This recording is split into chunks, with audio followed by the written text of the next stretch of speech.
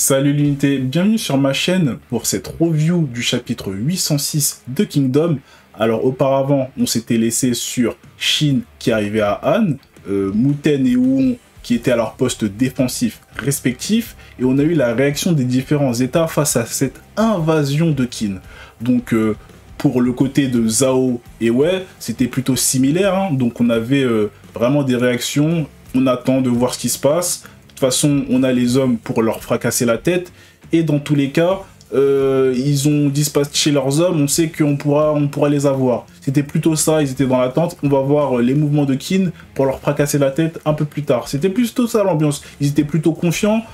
À vrai dire, ils ont le droit d'être confiants parce que quand ils ont entendu le nombre d'hommes qu'il y avait, ils se sont dit « Ok, c'est beaucoup, mais c'est jouable. » Donc voilà. Après, maintenant, ce sera plutôt en fonction de la force des officiers de Qin qui sont là, ça veut dire Muten et Wuon, comment ils pourront tenir face à ces attaques adverses. Donc on aime bien.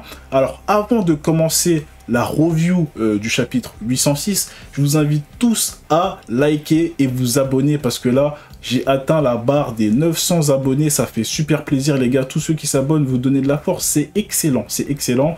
Ensuite, je vous invite également à venir sur le Discord parce que le Discord maintenant, on est plus de 2000 personnes sur le Discord. C'est vraiment, c'est incroyable. Il y a tout vos... si vous regardez Kingdom et que vous regardez des YouTubeurs, ils sont tous sur le Discord. Donc, si vous voulez parler, donner vos théories, etc., débattre, il y aura beaucoup d'événements qui vont arriver quand j'aurai 1K. J'espère, mais vous voyez ce que je veux dire, il y aura beaucoup de petits événements, des bonnes choses, Donc je vous invite à rejoindre le Discord, vous abonner et m'aider à avoir la barre des 1K pour que je puisse faire de belles choses, En tout cas, toujours avec passion parce que vraiment, Kingdom, c'est la vie.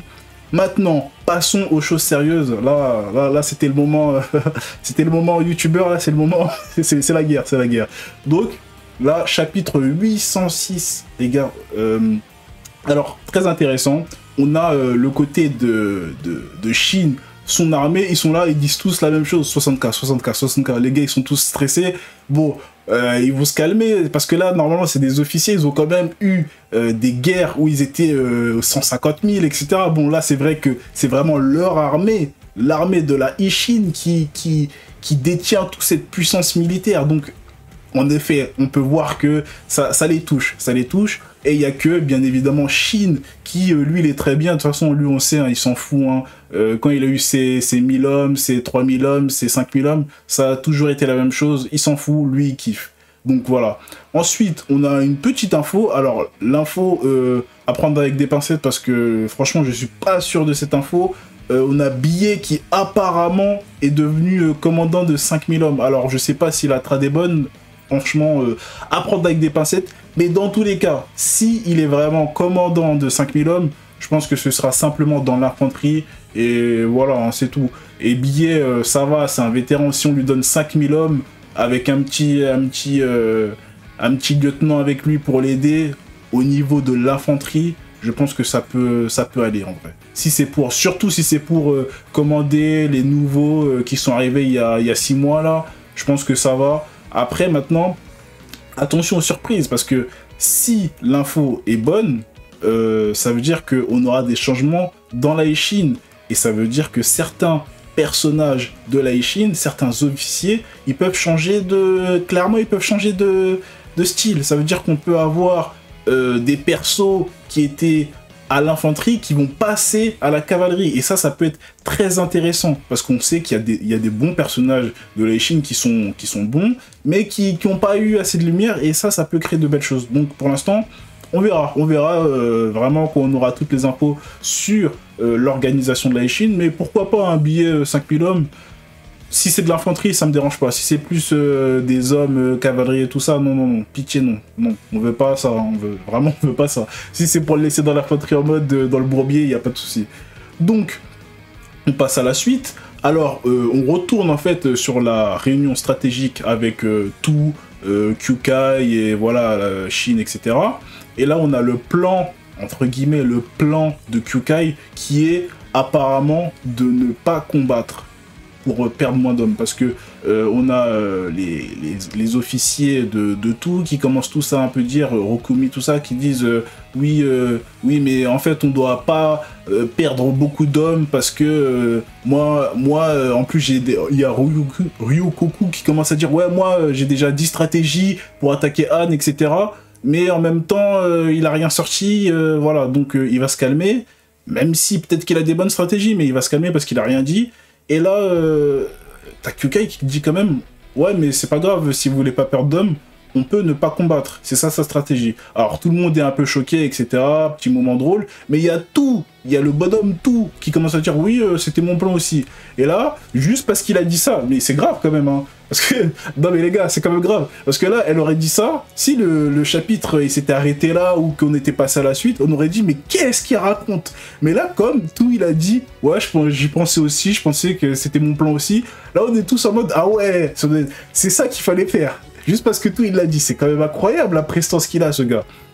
Mais franchement, pour le coup, ne pas combattre, qu'est-ce qu'elle veut dire par là? J'ai une petite idée de la stratégie, mais en même temps, c'est trop bizarre, parce que Kyukai, elle a pas d'infos sur Han, en fait. Elle a pas d'infos sur Han. Et elle a même pas d'infos sur... Elle a des infos sur personne, et elle est capable de créer un plan comme ça, du tac au tac. Intéressant, pourquoi pas.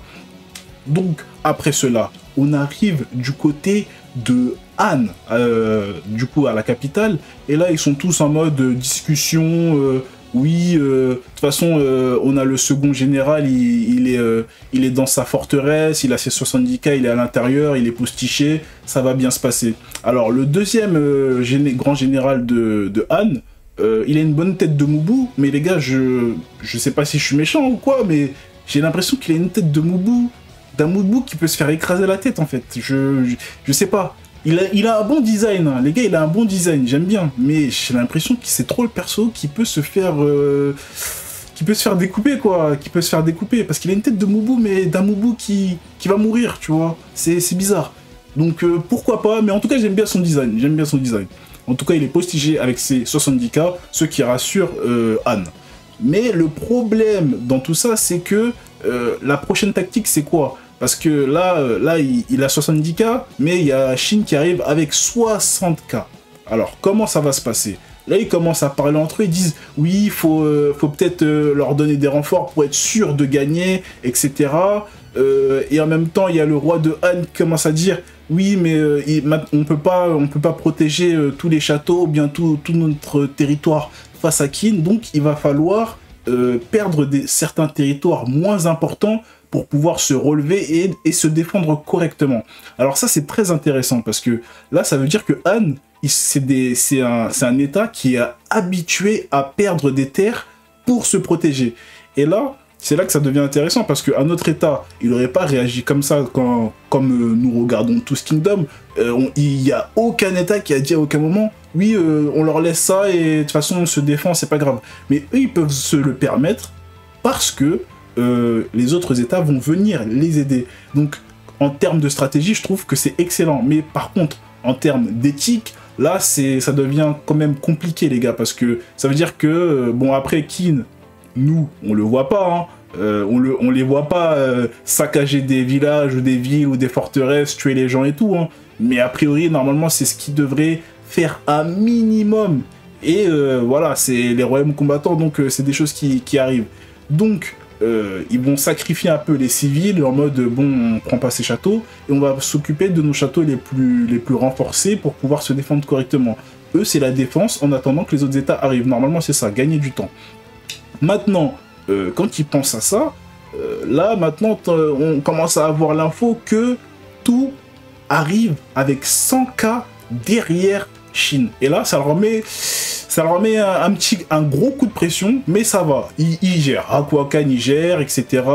Mais là, t'as toute la cour qui commence à...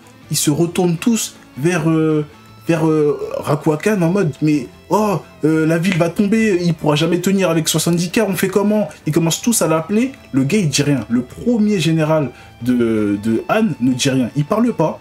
Et celui qui prend la parole, ce qui m'a étonné, c'est Yoko Yoko. Alors, ce personnage... je le voyais plus comme un second couteau, en mode, il sera juste là pour être fort et être le second de Rakwakan. Mais le gars, il parlait, il disait des bonnes choses, et j'ai vraiment, les gars, j'ai beaucoup aimé comment il a parlé. Genre, il a pris la parole de lui-même quand tout le monde était en panique, genre tranquille, il a dit des belles choses. Bon, après, il s'est fait un peu reprendre par le chancelier et par Rakwakan qui ont donné d'autres stratégies, mais il a pas dit n'importe quoi, et ça donne un peu de profondeur au personnage. Je pensais que ça allait être juste le gros bourrin qui était là, mais ça m'a l'air d'être un vrai gars, ça m'a l'air d'être un vrai gars. Étonnamment surpris, j'aime beaucoup. Yoko Yoko, attention, je pense que il peut nous sortir de belles choses. En tout cas, j'ai beaucoup aimé sa prestation là sur ce chapitre, j'espère qu'on en verra un peu plus de lui. Donc, on a le chancelier et Rakwakan qui commencent à parler, ils commencent à trouver certaines stratégies, mais c'est compliqué. Donc, on sait que l'armée de Chine et tout, ça a été fait à la va-vite. Donc, ça veut dire que la plupart des soldats, c'est des nouveaux soldats, c'est pas des vétérans, c'est pas des soldats d'élite.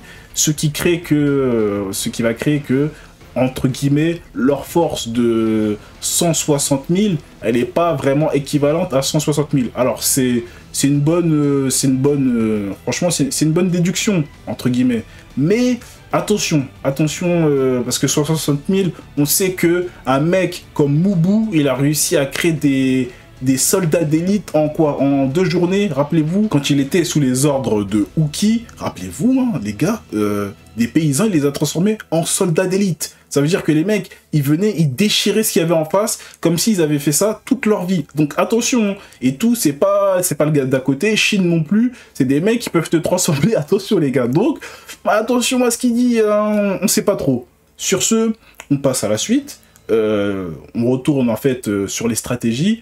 Maintenant, t'as Rakwakan, il dit qu'il veut ramener les 5000 hommes de chaque château pour pouvoir venir en aide au second général. Mais le problème avec ça, c'est que s'il y va et qu'il clame, ou bien qu'il perd, là, Anne terminé. Et là, même s'il y va avec 100K, ça va faire 170 contre 160, c'est plutôt équivalent, surtout qu'ils ont la défense avec eux, ils ont leur château, etc. Donc, entre guillemets, ils sont plus avantagés face à Qin, qui en plus a des hommes, entre guillemets, pas assez formés.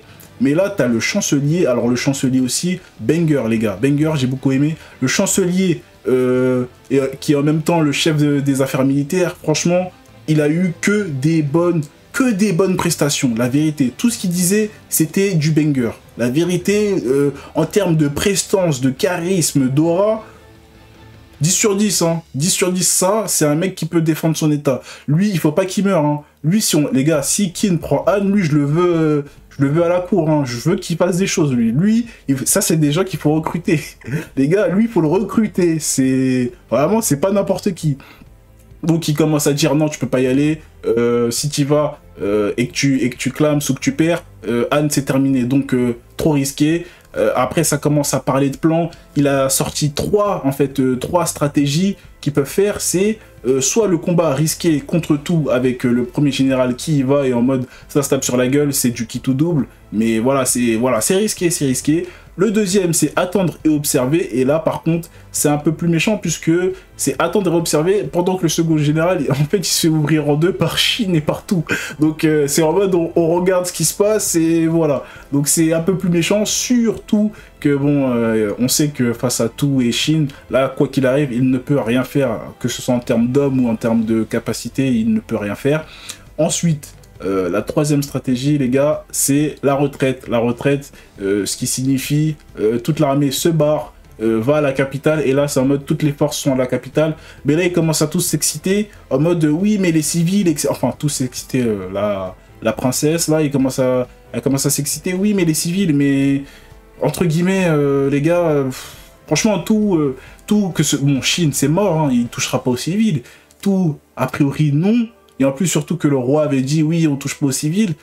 Ils sont en train de paniquer pour quasiment pas grand-chose, parce qu'ils perdent le château, mais en soi, tu sais, ça va pas être carnage, hein, ça va pas être carnage. A priori, hein, mais normalement, c'est pas carnage. Hein. De ce que je sais, ce n'est pas carnage, ils vont pas tuer les civils, etc. dans le château qui reste.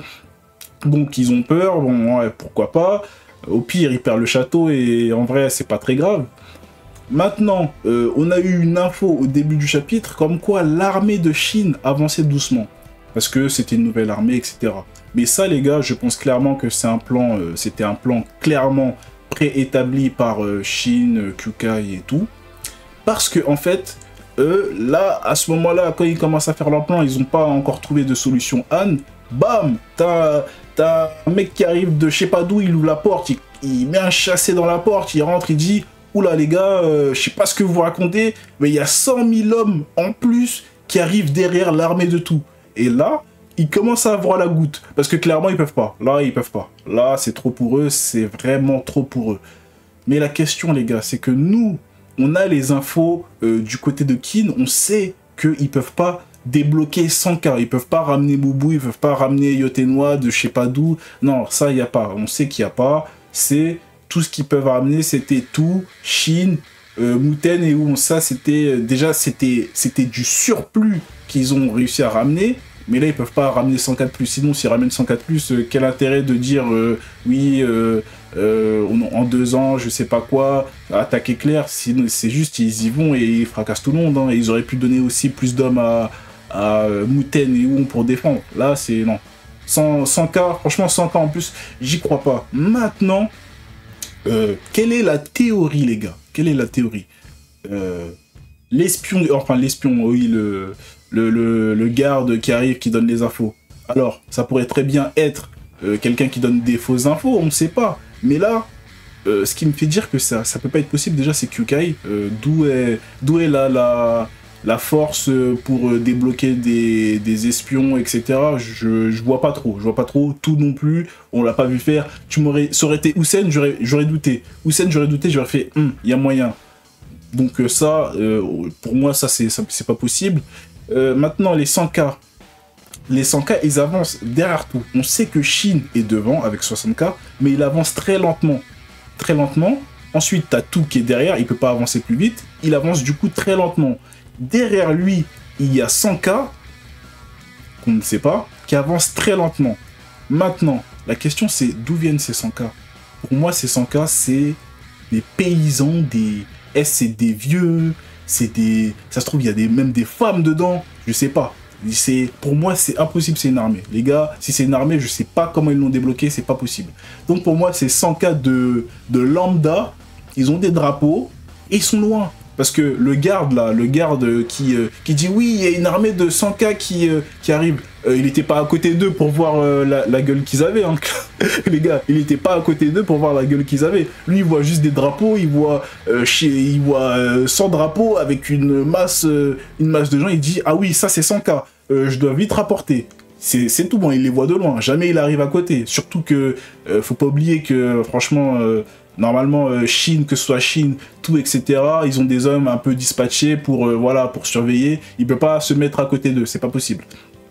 Donc, avec cette info-là, il va au château, il dit, oui, ils ont 100 000 en plus. Donc là, ils ont la pression, mais pendant ce temps, Chine, tout, etc., ils marchent très lentement. Et qu'est-ce que ça peut créer, ça? Alors là, je me suis posé la question, qu'est-ce que ça peut créer? Et pour moi, c'est vraiment, ils attendent un mouvement du côté de Han, pour débloquer une situation. Parce que là, si Rakuakan, il laisse... Là, c'est simple, hein, s'il laisse le second général tout seul dans son château, il va se taper contre 260 000 personnes.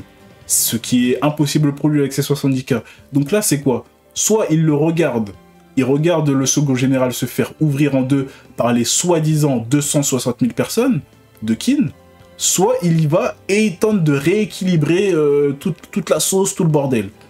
Maintenant, je pense pas que de leur côté, ils vont laisser le mec tout seul, puisque clairement, c'est comme s'ils jetaient 70K, parce que là, ils pourront quasiment rien faire contre autant d'hommes. Ce serait limite suicidaire. Et en plus de ça, Kin, dans cette bataille, ils vont perdre peu d'hommes, puisqu'ils seront en grande supériorité numérique. Donc ça fait trop d'avantages pour Kin que Rakuakan reste à la capitale. Avec cette info, là, ils seront obligés d'aller aider le second général. Ou le second général sera obligé de partir. C'est un des deux. Ils peuvent pas le laisser, sinon c'est une perte de 70 000 hommes qu'on jette à la poubelle. Et maintenant, avec ça, le plan de Kyukai, ne pas se battre. quelle est l'idée? Là, l'idée, pour moi, ce serait que au moment où Rakuakan arrive, ou au moment où le second général part, là, tu as, par exemple, l'armée de Shin qui est en première, ou l'armée de Tout qui va confronter, en fait, ces deux-là. Et là, tu aurais peut-être le champ libre pour un Shin ou un Tout d'aller attaquer la capitale. Parce que là, tu aurais, en fait, un moment de flottement où personne ne serait à sa place. Ça veut dire que tu aurais un château, le château en face de Shin qui serait vide, et ou bien tu aurais la capitale qui serait vide. Et là, c'est à ce moment-là qu'il faudrait frapper. Parce que clairement, ils peuvent pas laisser 70 cas d'hommes. Pour moi, c'est ça qu'ils attendent, c'est le moment où le second général va s'enfuir, ou le moment où Rakuakan va venir pour l'aider. Pour moi, c'est un des deux, c'est obligé. Et à ce moment-là, ils vont frapper, ils vont peut-être accélérer le pas. Et là, ils verront que, ah, bah en fait, les 100 cas derrière, c'était personne. Voilà. Voilà ma théorie, les gars. Donc, sur ce, si vous avez une théorie aussi, dites-la moi. Dites-la moi. Je suis preneur parce que là, c'est quand même compliqué. Mais pour moi, c'est sur ce moment de flottement que ça peut arriver. Sinon, je vois pas. En tout cas, sur ce, je vous souhaite une bonne soirée. Et n'oubliez pas de commenter, de liker et de vous abonner, les gars, c'est important. A plus. 次は君だ。